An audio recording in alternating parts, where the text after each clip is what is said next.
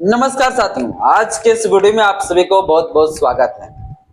अब हमारे इस देश की न्यायपालिका सुरक्षित नहीं है, और जब इस देश की न्यायपालिका ही सुरक्षित नहीं है तो इस देश के वो ऐसे लाखों करोड़ों नागरिक जिनका बड़ा एक आशा, उम्मीद, भरोसा, एक ट्रस्ट बना रहता है न्यायपालिका पर कि हमें तो इस न्यायपालिका से जो है न्याय मिलेगा, लेकिन वो न्यायपालिका ही अब सुरक्षित महसूस नहीं कर रही। उस न्यायपालिका में ही अब गुंडागर्दी हो रहा है, उस न्यायपालिका में भैया अब क्रिमिनल एक्टिविटी हो रहा है। तो आप कहां जाएंगे भैया न्याय मांगने के? अब जस्टिस का उम्मीद किस पर लगाए जब इस देश की न्यायपालिका जुडिशरी ही ठीक ना हो? आप लोग जानते हैं 2025 में जो है उस समय के chief justice of India B R. Gavai साहब थे, उनके ऊपर जूता फेंका गया, जूता फेंककर मारा गया। उस शख्स का नाम था राकेश किशोर शायद। अभी फिर जो है 10 जुलाई को दो जस्टिस जो है एक पिटीशन की सुनवाई के लिए बैठे हुए थे। दो जजों वाली बेंच थी। जस्टिस के वी विश्वनाथ थे, जस्टिस आलोक आराधे थे, और उन्हीं के सामने एक शख्स, एक व्यक्ति हंगामा कर देता है, जजों पर चिल्लाना शुरू कर देता है और उनका फाइल में जो कागज था उस कागज को जो है निकालकर हवा में उछाल देता है और पूरी तरीके से, पूरी जोरों से जस्टिस के ऊपर चिल्लाता है, हंगामा शुरू कर देता है। और ये सारे चीजें कहां हो रहे थे भैया? सुप्रीम कोर्ट के अंदर। जो जस्टिस जो है सुनवाई के लिए बैठे हुए थे वहां पर, बगल में सीजेआई भी थे, चीफ जस्टिस ऑफ इंडिया भी थे। अब बताइए ये सारे चीजें जो है कहां हो रहा है? हमारे इस देश की न्यायपालिका में हो रहा है, वो भी सर्वोच्चतम न्यायालय, उच्चतम न्यायालय में हो रहा है भाई। यह मामला साथियों थोड़ा मैं बता देता हूं। यह मामला है कब का? यह मामला है 10 जुलाई 2026 का। 10 जुलाई 2026 का, परसों का यह मामला है। 10 जुलाई 2026 का यह मामला है। 10 जुलाई 2026 को जो है दो जस्टिस वाली बेंच एक पिटीशन की सुनवाई के लिए बैठे हुए थे। और यह जस्टिस कौन थे? Justice KV. Vishwanath, KV. Vishwanath. और दूसरा जस्टिस कौन थे? जस्टिस आलोक आराधे, जस्टिस आलोक आराधे। ये दो जस्टिस वाले संवैधानिक बेंच की पीठ सुनवाई के लिए बैठे हुए थे। और किनका याचिका सुन रहे थे? तो ये याचिका करता है परबल प्रताप, इन्हीं का याचिका के लिए बैठे हुए। और यही परबल प्रताप जो है, इन्हीं ने जो है इन दोनों जस्टिसों के सामने हंगामा किया। याचिकाकर्ता का नाम है भैया परबल प्रताप, याचिकाकर्ता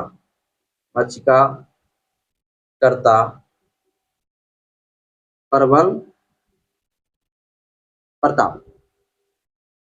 इसी परबल प्रताप के एक पिटीशन के लिए जो है हमारे ये दोनों जस्टिस बैठे हुए थे। अब ये परबल प्रताप क्या कहते हैं कोर्ट में कि भैया ये खुद अपनी बात को रखते रखते भैया एकदम गुस्सा के फायर हो जाते हैं, पूरा हंगामा चिल्लाना शुरू कर देते हैं। और यह जो पेश हुआ था ना कोर्ट में, ये पार्टी इन पर्सन था भाई। यह जो याचिका करता था ना, ये पार्टी इन पर्सन था। पार्टी इन पर्सन मतलब यह खुद एडवोकेट था, खुद बहस कर रहा था, और अपना ही मतलब याचिका करता यही था और वकील भी यही था, मतलब खुद का केस खुद से लड़ रहा था। यह व्यक्ति जो पार्टी इन पर्सन था, क्या था? पार्टी इन पर्सन था। पार्टी इन पर्सन किसे कहते हैं पता है ना? पार्टी इन पर्सन उसे कहते हैं भैया जो अपना केस खुद से लड़ रहा हो, तो उसे पार्टी इन पर्सन कहा जाता है। तो अपना केस खुद से लड़ रहा था। और यह क्या कह रहा था?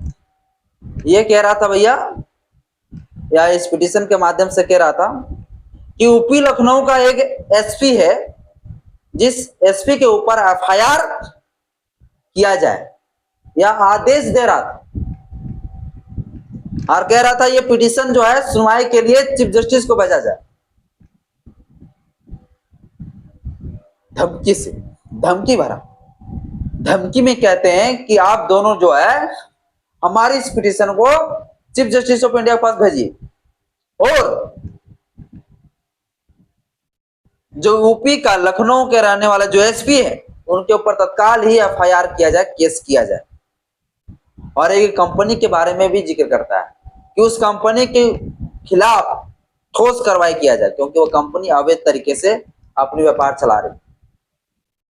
और ये जो है आदेश देता है, तो इसी में ये दोनों जस्टिस टोकता है और कहता है क्या आप मुझे आदेश दे रहे हैं क्या?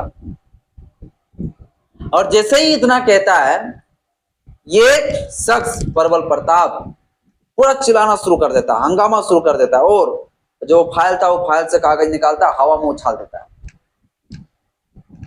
और हंगामा इस कदर होता है कि भैया वहां का जो सिक्योरिटी रहते बाहर में, उसे अंदर आना पड़ता है और उसे फिर से बाहर निकालना पड़ता है।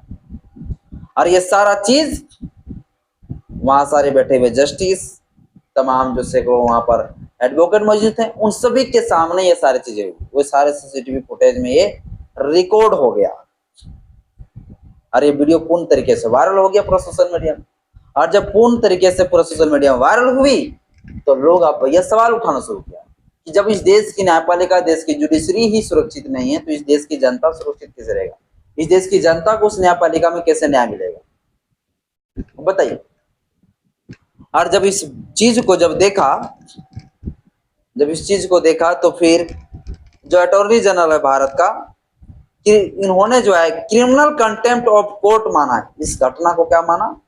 क्रिमिनल कंटेम्प्ट ऑफ कोर्ट माना भाई, यानी कि कंटेम्प्ट ऑफ कोर्ट का जो है उल्लंघन माना, और इसके तहत इनको एक अपराधी घोषित करते हुए कार्रवाई करने की इन्होंने बात किया, जो हमारे देश के अटॉर्नी जनरल। यह जब हमारे देश के अटॉर्नी जनरल ने इस बात को कहा कि भैया यह एक क्रिमिनल कंटेम्प्ट ऑफ कोर्ट के तहत जो है यह आता है और इसके तहत इनकी कार्रवाई होगी, कार्रवाई चलनी चाहिए। जब इस बात को कहा, तो हमारे देश की जो सुप्रीम कोर्ट है, वो सुप्रीम कोर्ट कहता है नहीं, यह एक प्रकार का नेचुरल डेथ है, यह एक प्रकार का नेचुरल डेथ है और इसे हमें ज्यादा तूल नहीं देना चाहिए। ये कहता है, क्या कहता है कि इसे भैया हमें ज्यादा तूल नहीं देना चाहिए, और यह कहकर जो है शांत हो जाने की बात कह दिया भैया कि इसे ज्यादा सोशल मीडिया में मत फैलाया जाए, शांत हो जाए, यह मामला शांत हो जाना चाहिए। इस बात को जो है कहते हुए सुप्रीम कोर्ट जो है उनके ऊपर क्रिमिनल कंटेम्प्ट ऑफ कोर्ट का जो है अपराध नहीं माना। अब सोच के देखिए कि यह व्यक्ति जिन्होंने हंगामा किया, वो अगर कोई मुसलमान होता तो क्या हमारी देश के सुप्रीम कोर्ट उसे छोड़ देता?